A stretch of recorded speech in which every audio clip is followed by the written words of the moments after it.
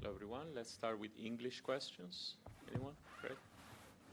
Novak, when you're in a situation like you were today, one, do you ever feel sorry for the opponent? And two, when you're at 6-love, 6-love, 1-love, do you think, let's go for a triple bagel? I don't think I've been too many times in the situations like this one today where I won 6-love, 6-love. I think one of my first Roland Garros main draw appearances, maybe the first one where I qualified and played Robbie Gineprie. I remember I was 6-love, 6-love, 3-love. And the tension in the third set, you know, it was so big, you know, whether he's going to win a game or not, and crowd wanted him to win the game and be in the match. So I almost felt like, you know, it's good to give away the game, you know, just to be able to reset and refocus, you know, because the tension is growing as you know, more match progresses without him winning a game. I think, you know, of course it's tough for him, but also for me to be able to kind of not think about that, not think about the triple bagel, you know.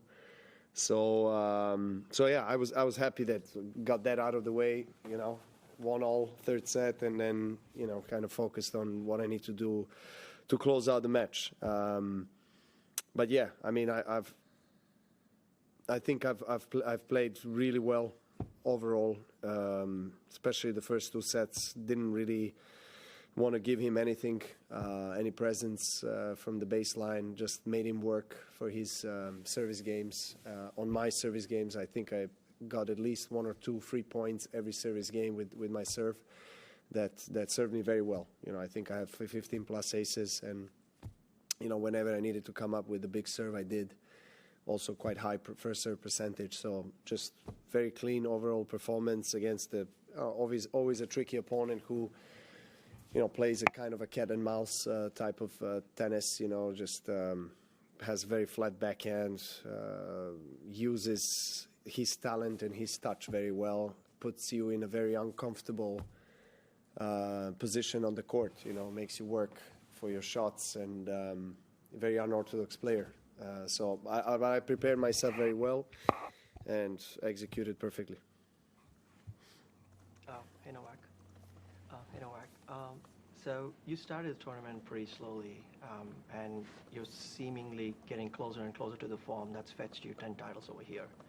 Could you give us a status update on that and how it's going to look like from here on?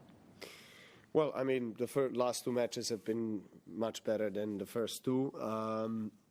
It's not the first time that I have this kind of particular circumstances where I start off slower and then I build as the tournament goes on. So, you know, today was the best day in terms of tennis, the way I felt on the court. So, you know, I'm really excited to enter the second week, and I look forward to battles because, you know, obviously the opponents are higher ranked. Play Tsitsipas or Fritz, you know. There's no easy matches, no doubt about that. So, but experience of knowing what I need to do with my own body, with my training, with the maintaining of the kind of a level of, I guess, tennis-related specifics that I need to work on, and also recovery has been on point. So, yeah, just day by day, it's going in the right direction. I don't know that. You've played all the people who are left a lot, who would be in your way. Do you watch any tennis at this point? I mean, either that's going on or any videos? I mean, it's hard. I can't imagine there's much you have to learn about Steph, Fritz, Sinner who's coming up. How does that play into your game planning? Well, I mean, even though I know the guys, I still have to do my homework because everyone is trying to get better, right? Especially the guys at the top, they want to move the bar at least for 1 or 2%, or try different things and maybe, disguise their flaws in the game and improve them so they're not as exposed in these certain shots. And that's why, I mean, it's my passion and love, but it's also my work and my profession. So, of course, along with my coach and team, I have to do things on a daily basis to make myself prepared for every opponent. But as far as it comes to me watching tennis for fun, I do like to see it. You know, for example, the other day I enjoyed watching Rybakina and Blinkova. Yeah, I mean, it was incredible. One of the most exciting super tie breaks ever that we have seen. So. And of course, I watch the other men's matches, you know, the big rivals, how they're doing, you know, how they're playing, how they're, you know, of course, we all have an eye on each other. It's no secret, you know, in the evenings when you are kind of winding down, you switch on a TV and you watch some exciting matches. And of course, there's less and less matches and you know exactly when they're played. So of course, you want to tune in and check out a few games or a set or whatever. It just depends, you know. Of course, I have a closer look to my section or part of the draw or my next opponent than I would in maybe the other side. Novak, when it comes to these sort of games, you know, 6-love, 6-love, first two sets, I know it sounds weird, but is there sort of a sense of, you know, boredom, I guess? Is it a way to sort of motivate you, or is it just about the majors, you know, breaking records, or is there something deeper that lies that, you know, helps motivate you? Because obviously, you know, at your age, is there something else, like I said, that motivates you? Yeah, I mean, there are a few things. Obviously, still, of course, winning majors and breaking records and being at the top of the game is something that is always an objective and a goal, no doubt. Also love for the game. I really love competing. I'm very passionate about it. You know, I bring in a lot of energy, a lot of enthusiasm in the practice weeks, trying to build my form to be ready to compete with the best tennis players in the world. Being separated from the family hurts me more and more. Yeah, that's the part that I struggle with more now. So yeah, so I try to balance things out with working with my schedule in such way and calendar that is suitable to me. And now, I mean, I think I earned my right to choose what kind of tournaments I want to play. And of course, Grand Slams being the biggest ones, the pillars, the priority on the schedule list. But you know, I love the thrill of facing a break point or having a break point, or you know, just those kind of emotions are still awakening something that is very deep. And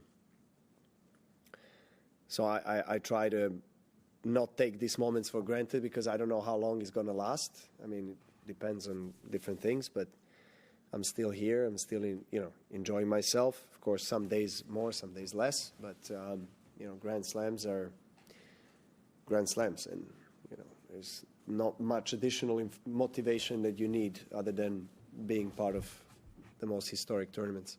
Last two there. Congratulations on the win, Novak. Thank you. Obviously, you know, last couple of questions, I was going to ask something similar, but you're obviously motivated to break records and win as many slams as possible. Do you have a plan on, like a retirement plan? Do you plan on going out as number one still, or will you retire when you feel like your game is just dipping a little bit? I actually talked about it a few times the last year or so, that I feel while being number one and still on top of the game, I don't feel like leaving tennis in that position. I feel like I want to keep on going, and then when I feel that I am not able to compete at the highest level with the guys and be a contender for a Grand Slam title, then I'll probably consider going into retirement. But that can change, obviously. I mean, a lot of things can change. I'm not a teenager anymore, so you know, I'm a father and a husband, and a lot of things happening in the private life off court that I enjoy and that require my attention, my presence, my energy. So, yeah, still, you know, I'm really blessed to be where I am, and let's see how far it goes. Last one. Novak, considering all the records that you've broken, are you now enjoying tennis more than ever?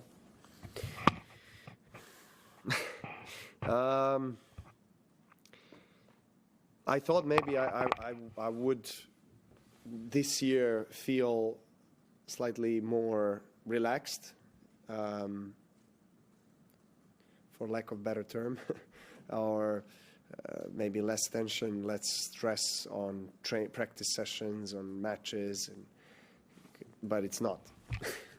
It's actually, it is as it always was, a very high intensity, and you can see it even today. I mean, I was 6-love, 2-love up, and it was a long game, and I was like, you know, going on with discussions, heated discussions with my box, and I just, yeah, I always look for the best performance for myself, and so I put a lot of effort every single day into making it happen, and when it doesn't happen, I'm frustrated, and so yeah, so it's still there, that the fire is still burning, and I think that's what allowed me to be where I am and achieve the things that I have achieved.